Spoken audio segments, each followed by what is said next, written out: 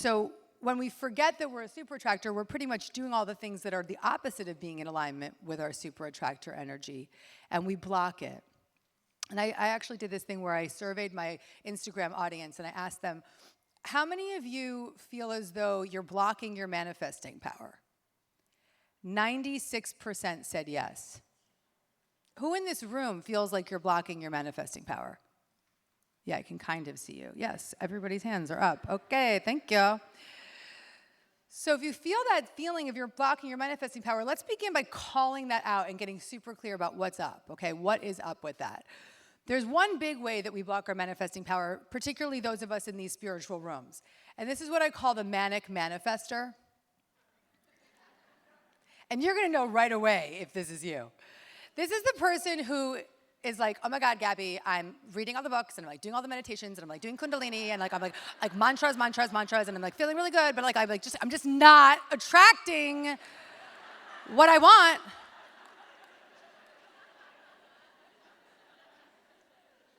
Do you know who you are? I can only see the front row, but there were some honest people here.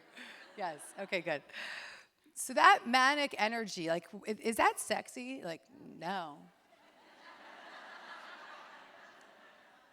Absolutely not. It's not sexy, it's not drawing you towards it, it's deflecting you. So it's the same way we're deflecting the love and the support of the universe when we're in that manic state of having to make it happen and forcing it to happen and trying to control the circumstances. That's that manic state that keeps us stuck, okay? So we're going to work on that tonight. Okay. And then there's the pusher. The pusher is the person who believes that if I don't make it happen, it will never happen. Pushers in the house? Yeah. Yeah. If I'm not forcing it into being, then it will not be. This is the opposite of a super attractor energy. This is an energy that is forceful, that is pushy, that is frantic, that is chaotic, that's probably making lots of mistakes and forcing and trying to make it happen. And also, this is an energy of someone who feels very alone because they don't recognize that there is support around them and they don't allow that support into their life. And I know this intimately because I am a former pusher. Not anymore. Now I'm a chiller. Then there's a big one, which is the judger. I wrote a book for you.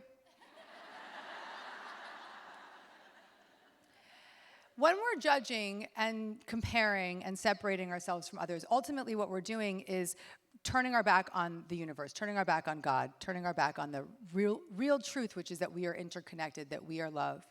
And whenever we're judging, we're just judging somebody because we are not recognizing a disowned part of our own shadow. So in that place of judgment, we feel what, guys? What do you feel? What do you feel? Guilt, lonely, shame, separation, low energy, sad, uncomfortable. That energy of separation, low vibe, guilt, that doesn't feel good, right? And we now know that being a super attractor means that we are devoted to feeling good. And in that place of not feeling good, we are deflecting our super attractor power. Everybody with me? If you judgers in the house, raise your hands. Judgment detox. I wrote it for you. May want to even read it before you read this one. And then the final one is fear. And this is in all the ways we block, but this is some of the biggest ways. And fear, I mean, everybody in this room is holding on to fear of some kind. Fear, uncertainty, ways that we stay small, not feeling good enough, feeling like fear in many cases is just running the show.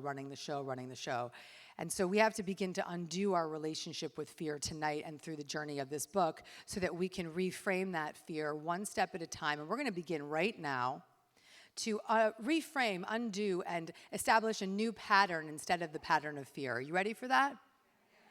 This is the most important step throughout the book, and it comes up throughout the book many times. And it's a method called the choose again method.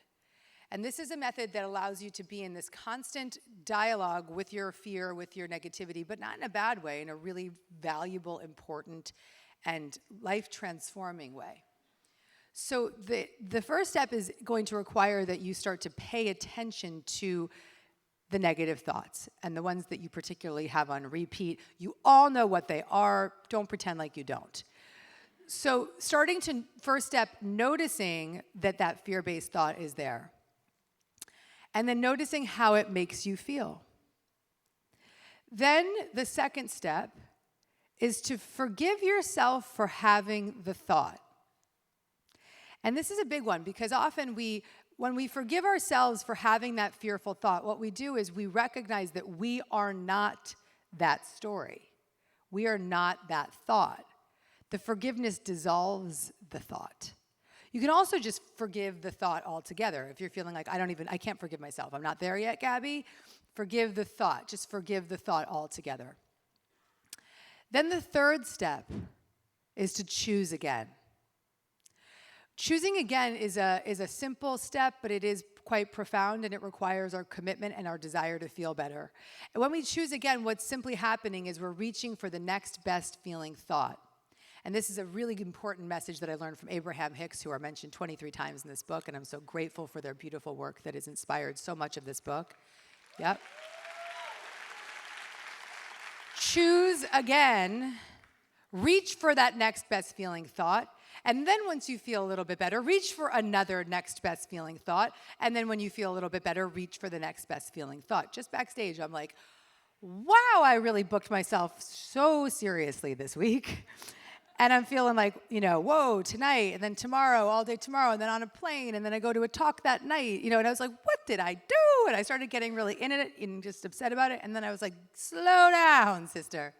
Step one, notice the thought. And feel it. How does it make me feel? It makes me feel depleted and tired and already just completely disconnected. So I forgave the thought in step two, and most importantly, forgave myself for going back into the old pattern and said, okay, we did it again, let's just relax.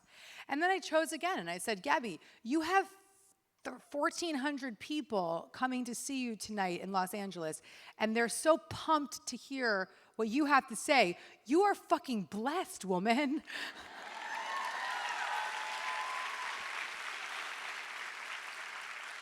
And you have an opportunity to serve, and you have an opportunity to feel lit up by the work that you know is true and the work that healed you, and be a transmission for this group tonight. And tomorrow you have amazing opportunities ahead of you. So I keep reaching. See what I'm reaching? And you have amazing opportunities ahead of you. And don't complain about having opportunity. And you know what? If you need to take a nap, you'll take a nap in the Uber. And you'll get a clean Uber, so that you can really nap without it smelling bad. You with me, people? You see how I just reached my way out. And I had to do that in order to come out here tonight and not feel depleted and not feel down. Just be present and be fully present with you. So we can get into the habit of choosing again.